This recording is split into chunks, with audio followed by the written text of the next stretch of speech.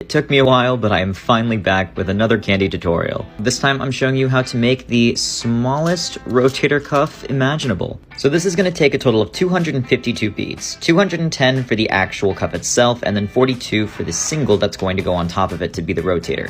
Of course, this is using my size preference. You can always make it bigger or smaller. And I usually do this using non-elastic string, but I'm using cloth-covered stretch cords, so to each his own. We're going to start with one 30-bead single with the excess still attached, and one 42-bead single with no excess.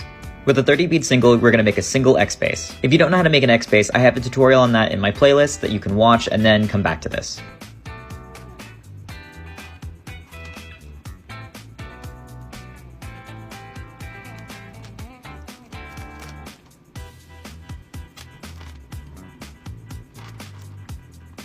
Once you're done with that, you're going to tie it off, but keep the excess on. Next, we're going to make the bumper. So you're going to start on the inside of the first connector bead, string on 5 beads, and then go through the next connector bead.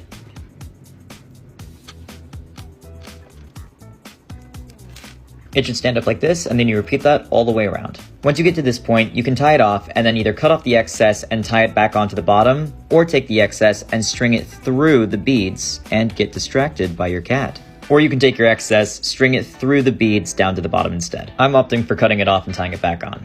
Once your cat's determined to ruin your life, you can take that 42 bead single you made at the beginning and put it onto the cuff. And it's just going to sit there while you make the second row of bumpers to lock it in. You just repeat the steps you did here, up here. I do also have a tutorial on different bumper types in case you want to make something different or bigger. Once you're here, you can finally tie it off and cut off the excess one more time, and you have a rotator.